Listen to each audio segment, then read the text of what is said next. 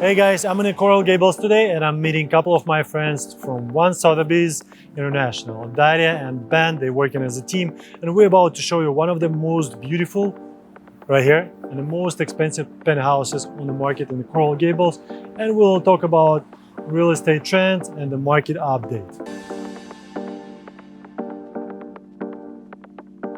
Ben, how are you, my friend? Hi Dennis, good to see you. Good to see you. How's everything? Ben, can you give me some background about yourself? I know you sometime. Sure. But I'd like to hear it.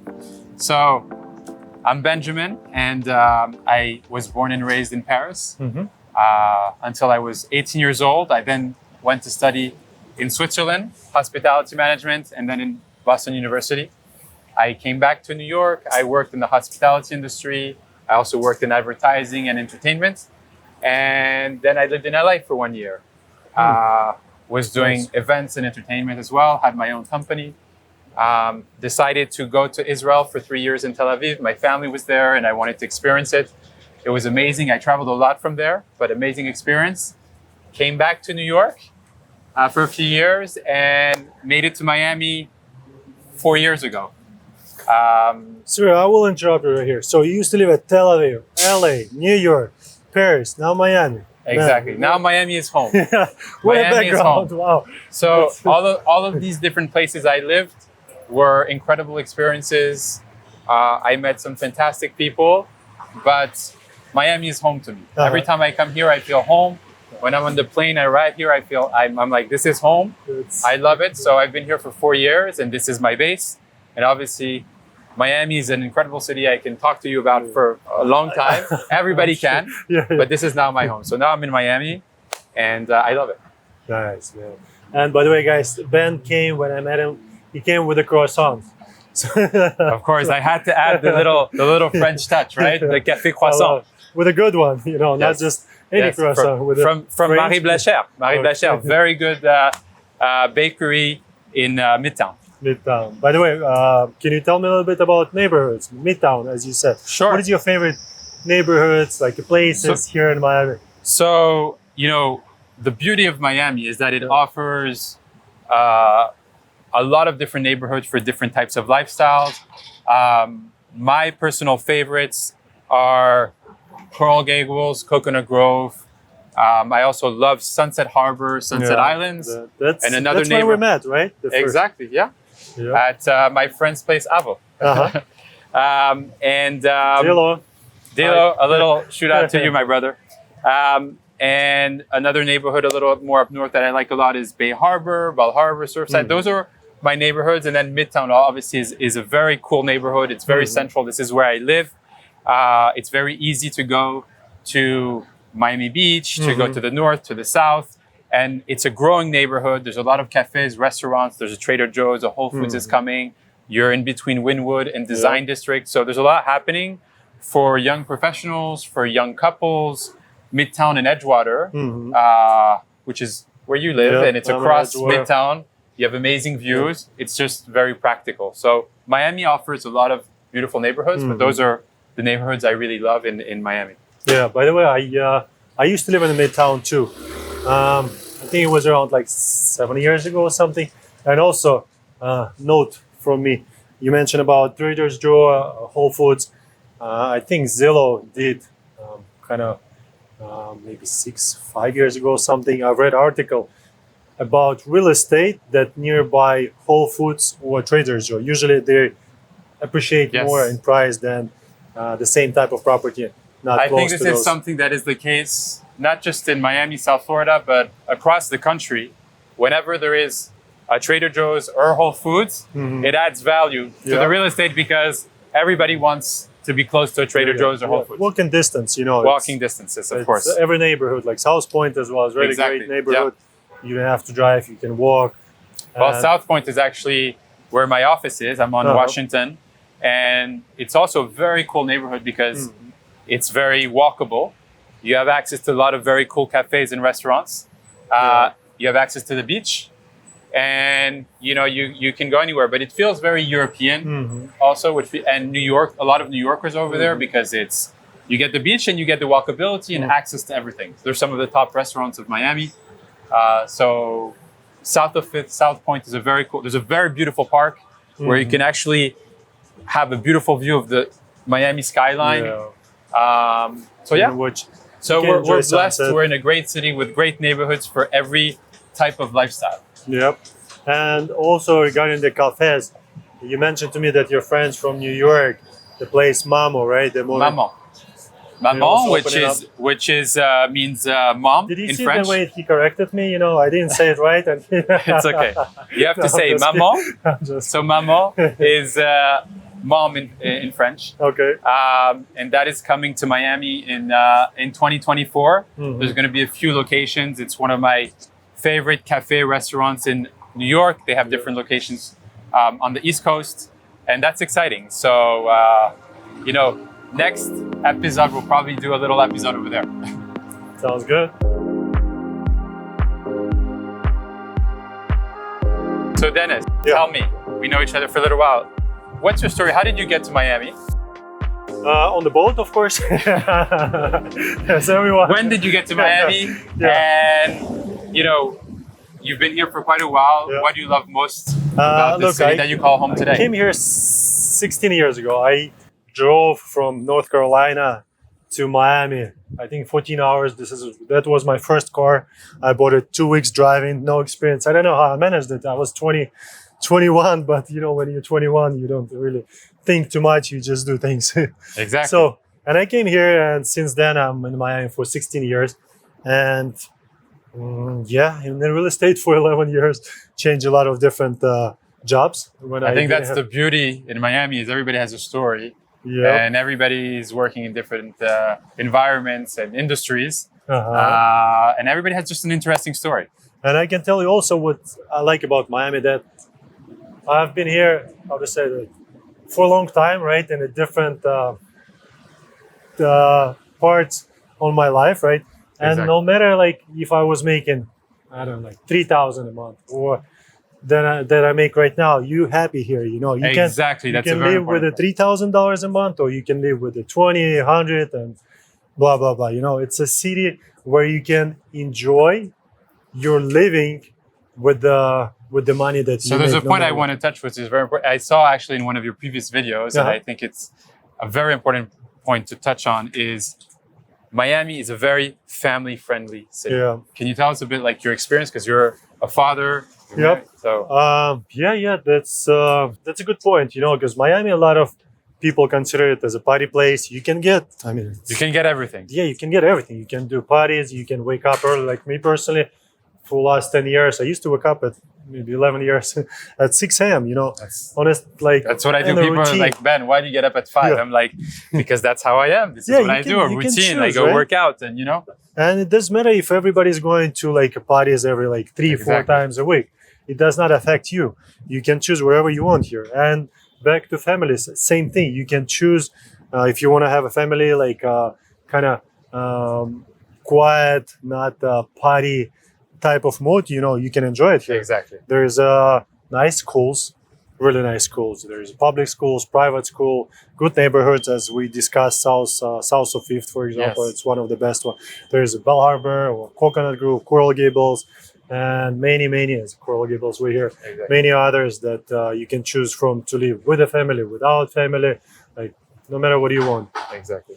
Ben, where are we going now? Can you tell me? Because we were walking, and now we are going to see who and where. So we are going to Giralda Place, which is one of the only, I believe, luxury boutique developments here in Coral Gables. We're going to the Penthouse, which is actually one of our listings at one Sotheby's. It's a very beautiful unit, and we're going to meet my friend and colleague Daria, and we'll talk a little bit about this beautiful space. Great, let's go. Let's go.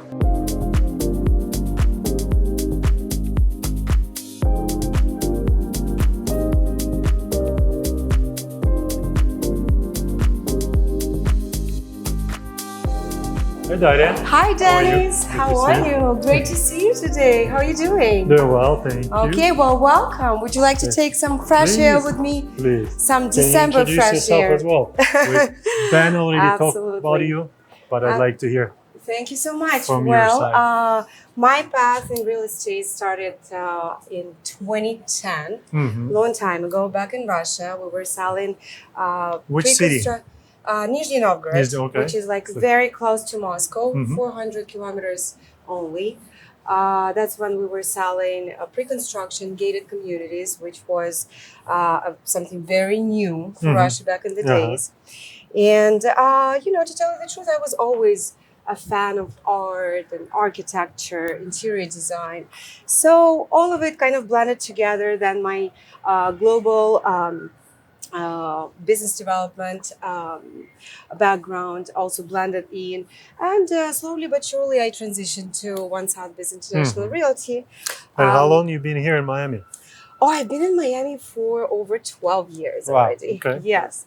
Observing and admiring real estate. And oh my God, what a journey, right? Yeah, 12 years. I've been here a little bit over, but I'm trying to remember everything in my life. I mean, 12 years is a long time for Miami. Right. Especially when you see people who just arrived here like 2, 3 years, 1 year ago. A lot of people moved from different From all over the world countries and, and from cities. New York and California and Illinois, probably. So, I mean, Miami has been really different 12 years ago. Mhm. Right now, it's a completely different animal, Yeah. right? So, here we are. Why you're not asking me about this beautiful terrace?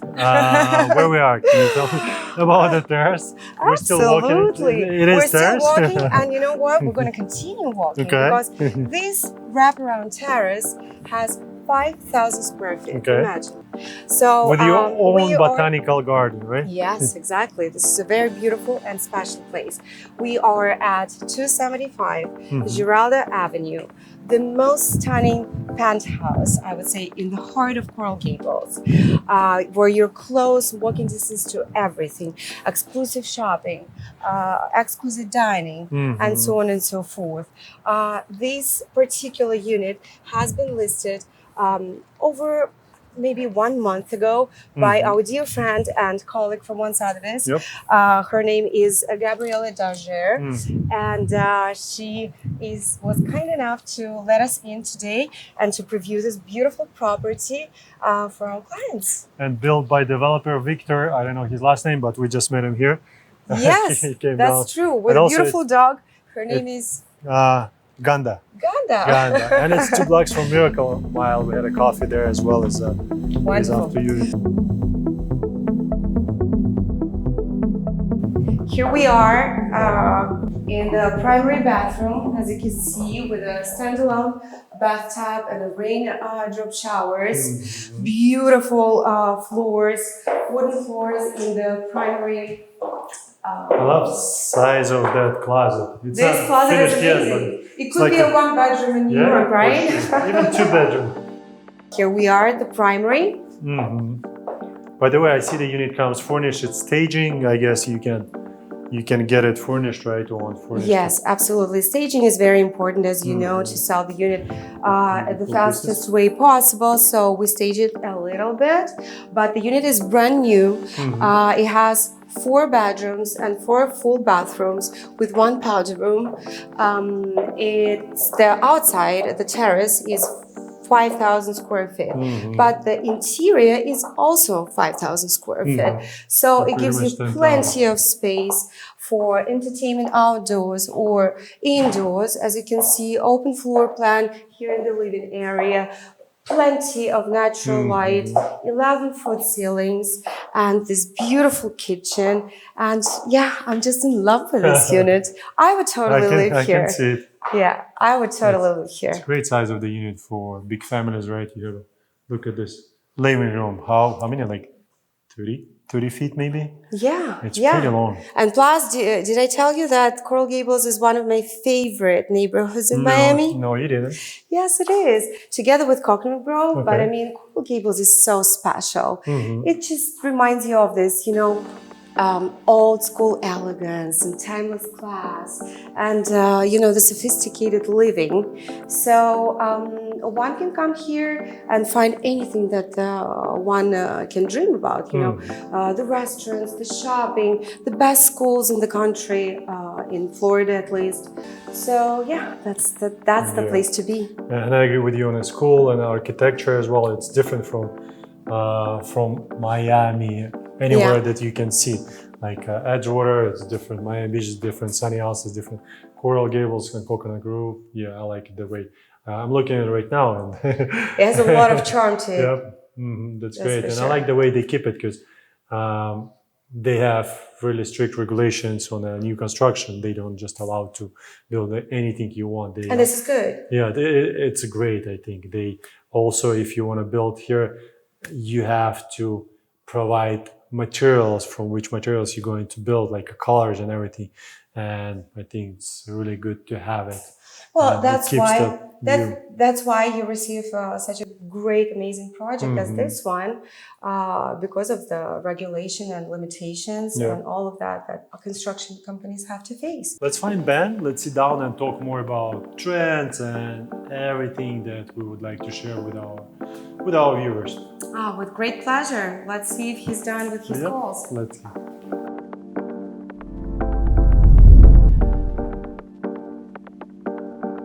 So guys, since we're all here in the real estate, right? Let's talk about that. What do you think happening with the market right now?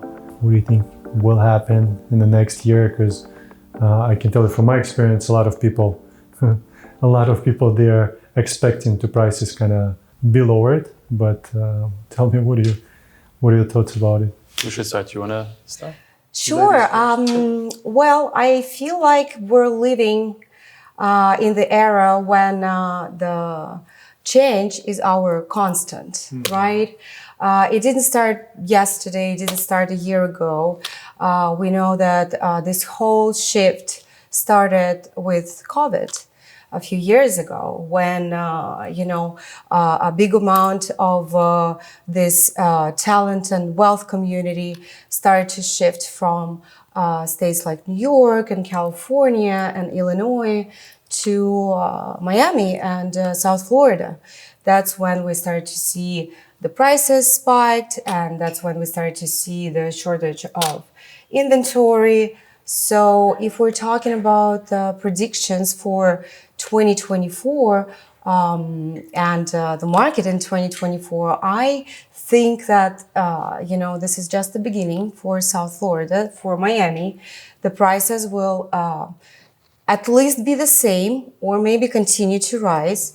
There will continue to be a shortage of single-family homes and a shortage of inventory in general until, of course, the moment when we will have all of those beautiful pre-construction projects be built.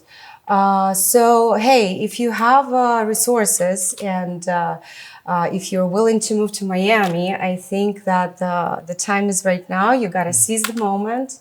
You know how they always love to say that the best time to buy real estate is always 5 years ago, and the next best time is today. Yeah, today. So, look, this is my take on it. I think that it's not going to change. Prices are going to continue to rise, or at least be the same. We see people like Lionel Messi, like Kenneth Griffin, like Jeff Bezos relocating their assets to South Florida, to Miami. And that's my take on it. What do you think, Ben? I'll give you my take. I'm someone who's very optimistic in general, but about the Miami and South Florida real estate market. I think it's not just Miami, it's also all the way up to Palm Beach. There's a lot of people that are continuing to relocate with their families, with their companies, in places like Brickell, in Coral Gables, Coconut Grove, Palm Beach, and, very wealthy people are coming. So, the prices, I think, are going to continue to go up. We're likely going to see interest rate rise, get lower, not like they were during, the pandemic, but it's going to force, also the prices to go up. the worst case is the price is going to, be stable, but I'm very optimistic, and there's a lot of things happening in Miami, South Florida. So, yeah, I think it's gonna. And my thoughts about it, I can tell you, when people ask me, I usually say I don't know, but I'm joking. But in reality, when they increased the rates, everybody was expecting prices to go down in Miami, and everybody was talking about it. But it didn't happen, it really did not happen. And now with the rates going down, usually that's how it works, right? The prices has to increase. It's just how it works. Plus we still have that migration, as you guys mentioned. We have a lot of wealthy people. We have, today I just saw on Instagram, I think it's from Bloomberg, people from Latin America moving wealth at the pace that it was never seen before in Miami. So, I mean, as a local and as someone who, of course, would love to buy more and more real estate in Miami, I would say I would love to have prices to be stabilized as they have right now. But I'm optimistic as well. But from what I see, seems like most likely and people have to keep up. Increase, Yep. And this change is inevitable in a sense because, at COVID or during COVID, we had very mild lockdown. And obviously, states with the biggest tax rates and the strictest lockdowns, they started to look at Florida as their new address, right? So a lot of people relocated starting from COVID, and we see this tendency to go up and up. We don't see it slowing down whatsoever. We see a lot of interest, like you said, from Latin American countries and as well as Mexico. The Mexicans are heavily investing into real estate and especially pre-construction in Miami and Florida. So, again, the time to buy is now. I think what people are seeing from all over the world is Miami today is a safe place. There's a lot of things happening in the world, from the Middle East to Europe to Latin America. That's a very good point. And Miami is a new city that is growing, constantly growing year by year. We've all been here several years and seen the evolution. There's a lot of, top, companies coming here, private schools coming here. There's a demand for it. Yeah. So the high net worth also are looking, for big properties in neighborhoods like Coral Gables, Coconut Grove, Golden Beach, all the way to Palm Beach. And then there's new developments, which, we have a lot. And within the next 2 to 4 years is going to change a lot the landscape here. But we need these developments because there's more people coming down here. Mm-hmm. So, and I think it's just, when people come down here, whether they make it their main residence or part-time residence, they just see that South Florida and Florida in general is a business-friendly state, but it's also in general very positive atmosphere. People are happy. There's a lot of, like, when people come from New York or Canada or anywhere, we all, go to different cafes or restaurants, we sit down, we meet someone. Yesterday I was at a cafe and I met Canadians that were living between Turks and Caicos, Miami, and Toronto.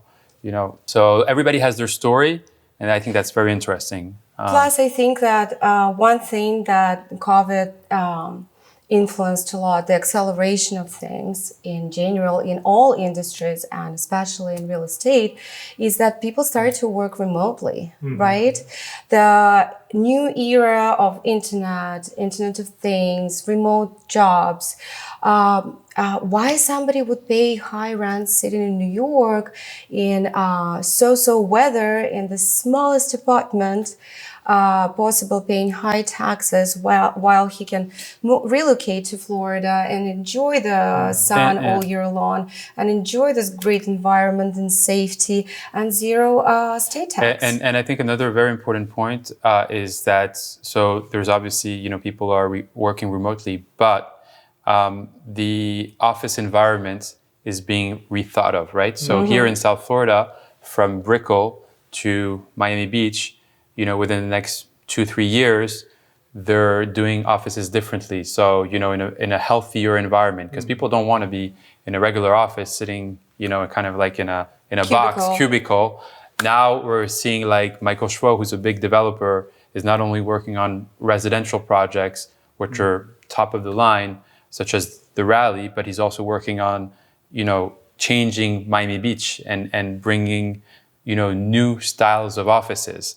Barry Sternlich, Starwood Capital, is also doing that. Like all these people, are rethinking the office because it's important when you work with a company or, to co-working spaces, health and wellness areas, green spaces, because not everybody can work, from home.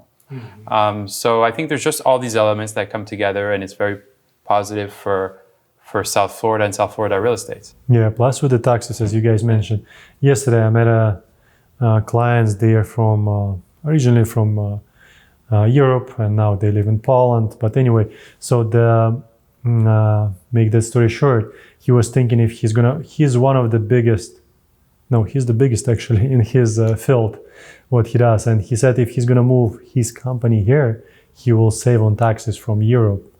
And it was one of kind of his points why he wants to buy real estate in here with his wife and family, of course. And that's interesting that people move in not just from different states and even from different countries, and they can save on the taxes once they move businesses here, especially as you mentioned. And now a lot of you can have your team remotely. You don't have to have actual office for some of the I would say department in your company. So it really helps. And and about the Coconut Grove you mentioned, I have a friend, a client of mine as well. We're looking for the development site to build single family home here, and he cannot find anything because everything moves so quick. It's on the market and it's right away. It's sold like within a day, and he's like, okay, what's happening?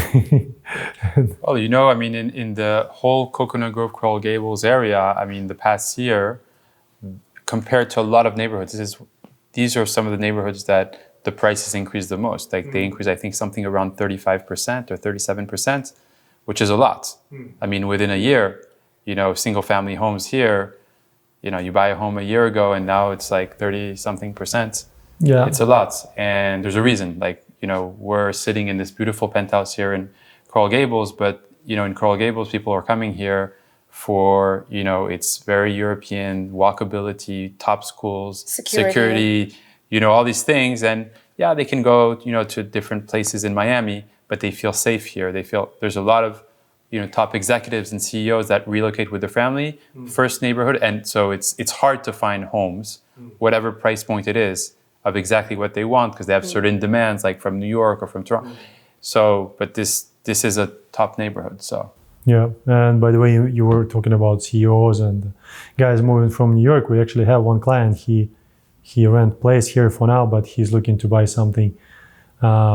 He's a hedge fund manager, and he's looking around like 5 million price range, and also he cannot find. We show him a few places, but also the thing is, there, he lives not in actual like Manhattan. He lives in I think somewhere in how do you say it, like nearby, right, in a house. And before, the prices was different in Miami, right, when they used to come here. And now they see the prices double within like a couple of years, and plus they cannot find anything. They're like, what's happening here? Yeah. And especially in these neighborhoods with a lot of good school, not just a private school, with the public schools as well, because there's few neighborhoods, Coconut Grove and Coral Gables, you can hear from anywhere else. It's one of the best schools. And the waiting list to go to the schools, it's 1 or 2 years at least. Yeah. I also think that we need to touch on the subject that where is the affordable living in Miami? Guys, I would say in 2019. Depends how. In 2019, that's exactly it, right? It depends how you define affordable. Yeah. If we define affordable, which was affordable pre-COVID, there is no affordable anymore. Look, the thing is, I can tell you, since I'm in real estate and I see how the prices change, of course, I understand that a lot of people, they are priced out because the prices, they increasing, This is unfortunate for some of the people, but this is the part, you can call it in different ways, but I guess part of the evolution, because the price is increasing, some people moving in, some people has to find the different places because the city is changing, it's changing. It had a lot of new talents moving in, new companies moving in. So that's how it works, right? You have to keep up with it, or you have to, I guess, define something else. That's reality, you know. That's true. I agree with you. That's a great point. But I also think that there is a new niche for developers, something that is called affordable living, because after all, you know, we have plenty of high-end pre-construction projects all over Miami, where prices start at minimum $2 million, right? And up.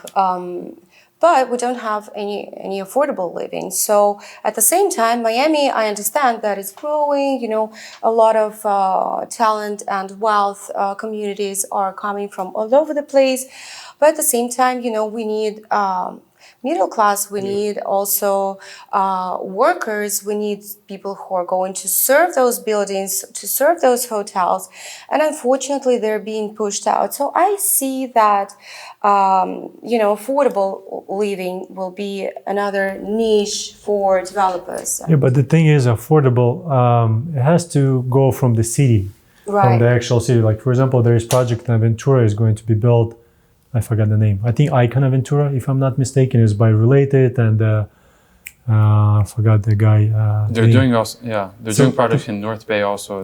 So the pretty much what they do, BH Group. So what they do, they building that condo. First it was, I think, a rental community. Then they decide to build a condo.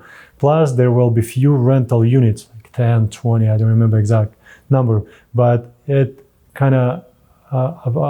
Approved by the building, not kind of, but approved, and it's subsidized for teachers, for people who work in like not doctors, but I guess in the hospitals, firefighters. That's great. This is something that has to come from the city. Same thing with the Miami Beach. Absolutely. In Miami Beach, it's good because you have options. You know, there's a like 50, 100 years old building. They're not too expensive. You know, you can choose different options. But some of the neighborhoods, but downtown too. But some of the neighborhoods like Edgewater, the prices increased, and you have that many kind of on the lower side of the budget options. But if it's gonna come from the city, right, and they will help for developers, because I'm not a developer, but of course I understand it's all about math, right? They have to make money out of the project. They cannot just build something affordable if the land already too expensive to build affordable. So they have to use it for something that makes sense. But it's a really good point. Yeah. But yeah, that's what I like. We discussed with you, Ben. That's what I like about Miami. Even the Sunny Isles, for example, one of the neighborhoods, right? You have Porsche Tower, you have St. Regis is going to be built, Ritz-Carlton, Bentley, and all other buildings on the ocean side. But on the other side, you have 40, 50 years old building. You can rent something like one bedroom, maybe 2,000 a month, even less, probably maybe 1,800 or 1,700. And on the ocean side, it's going to cost you like 10,000, so 5-6 times more. Yeah, it's good that we have those options in pretty much most of the neighborhood. Yeah, well, $2,000 a foot doesn't scare anybody away anymore. We know that the prices have grown tremendously. And I feel like our whole industry, you know, real estate industry is growing, is changing. Even between us, you know, suddenly everybody's collaborating. Suddenly everybody's trying to change their ways. So you can see the change. Really. Yeah, and for some people it's really hard because, you know, they've been doing one marketing for 15, 20 years, and right now suddenly they have to use ChatGPT, they have to be global, and this change is inevitable. And obviously, you know, we need to be very fast and very driven to catch this train, because as soon as the train leaves the station, I'm sorry, but a lot of people are going to be left behind. Meaning, it's a very, you know, it's a very hard industry, but it's also very rewarding. And everybody has a story when they come into the business, and it's evolving every year. I mean, every year there's something new. But don't you think that since COVID, like things started to accelerate, and we're living 1 week for 1 month and 1 month for 1 year? But the COVID era definitely changed a lot of things. And I do believe also that, you know, even in the way of working all together, most top agents. We work together to try to get new clients or do a marketing effort together, because it's the only way. I mean, it's we have to adapt. Yeah, look, to- everybody has different, in my opinion, right, views of life. You can, how to say that? You can be aggressive, right? At the same time, you can collaborate with the people. Me personally, I'm trying to be first transparent, and I'm trying to do business in a situation when we can just go different ways. Like one of the examples I had, we work on a couple deals at 1428 building with I love this Yeah. project. Amazing project. Yeah. 1428. One of our Yeah. favorite with Ben. Yeah, and sometimes you can go and work with someone on the client, or you can go opposite way. You can say, no, this is my client, no, this is my client. Or you can collaborate and work together, and make it happen instead of just kind of fight with each other. Exactly. Because I understand it's very competitive business, it's reality, but it's all about communication, I think, as well, And, But I think we're all different. Something that's Everybody's very different. important is as being real estate advisors, agents. There's different names to it, but I always see us as real estate advisors and entrepreneurs. It's very important to, be very knowledgeable, obviously, about the market and the area and all that. Know the right people in your market and also globally. And show the value that we bring to our clients, because it's important to educate our clients or new clients, because the reputation hasn't always been good, but there's some amazing people in this business, and it's up, I think, to us to, whether it's in person or online, to show who we are, how we work, and the value of working with us, especially with buyers, because it could be like, you're working with a buyer and they don't understand. And it's not like you're going to make them sign something, but, we protect them, we negotiate for them, we connect them with the right people. All these things are very important that we have the power to do. And that, to be very honest, someone coming from somewhere outside of, Florida, come to Miami, they want to buy a property or even sell a property and they don't have experience and try to do things on their own or try to work with different agents at the same time, it's not going to work out. Especially here because this is a very specific, market and people work in a certain way. So if you come from, I don't know, New York or California or Europe, it's like, oh, this is like, and look, work with trusted advisors. It's very important. I totally agree. And something to add to this point is that because the world is changing, because there is a new era of new times of the internet and everybody and everything connected, I think that collaboration is key. We, in the eyes of the seller, of the buyer, we need to be a one-stop shop. They come to us and they want to buy or sell their condo or their home in Miami. Okay, we're going to help them. They want to buy a pied-à-terre somewhere in Italy or France. Please come to me. I'm going to refer you to the best agent who is going to match your personality, whom I know is going to provide you with the same white glove service that we are going to provide our buyer or seller with, right? So agents nowadays, or realtors or advisors, whatever we want to call them, right, us, I think it needs to be like a turnkey solution in the fast pace of this world, a one-stop shop, if you will. Yeah, I mean, look, there's some, real estate agents, they're focused on transactions, and that's what they do. Like, boom, boom, boom, transactions. And then there's also real estate agents that focus on providing full service to their clients. So meaning you need to reserve at a restaurant, you need a contractor, you need to, because especially in the high net worth, but they want this connection, this human connection. That's so true. And it's not just a transaction, it's more like, oh, can you help me with this? Oh, can you help me set up a company? Can you help me do this? There's a lot of different things. This is a relationship business, and this is exactly what it means to build a relationship. That it doesn't end only on the transaction that as a one-time thing that you're going to do. No, it can be expanded to many different verticals of life in general. Yep. And also, I will add, yesterday we discussed it as well. as you mentioned, to refer to someone. In my case, for example, I have good, like a lady, she's clean, she's from Ukraine, you know, a lot of Ukrainians right now, all over the world, right? And we trust that lady, you know, we didn't know her that well when she started working for us, but it's all about trust as well, especially when I live here. It's understandable, I have more like friends, connections and all of that. But when someone is coming out of town and he wants his property to be cleaned, like in my case, right, we don't have to hide all our valuables when you have someone in the house, right? And I don't want to every time like to put everything in safe when someone is cleaning your house. Come on. But when you have someone who you can trust, it's really important. It starts from like little things as a cleaning, right, and anything else like attorneys, lawyers, CPAs, and all of that. So it's really good point, and it's a big point as well. I always said, I mean, we're all in this business. You have to be in it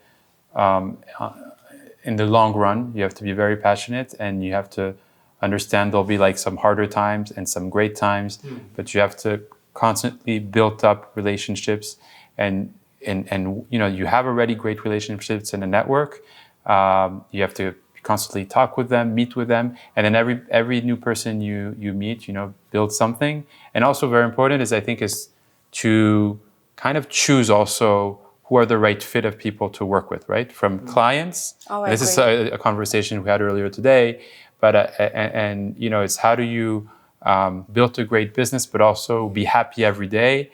And it's never going to be perfect, but I think that like-minded people, right?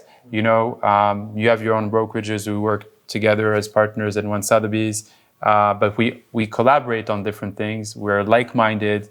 And I think it's the same thing also with clients, because a lot of agents go after business, you know, and sometimes you work with clients and they make you lose your time. They don't respect you. And I think respect is a big thing, like respect with clients, with agents, with anybody in the industry, you know, contractors, it's very important. So yeah, I think it's all relationships. I'm like, one of your goals is to build strong relationships with my clients, with my colleagues, with the people in the industry, because you never know the opportunities that come, you know, and it's always full of surprises. So yeah, that's true.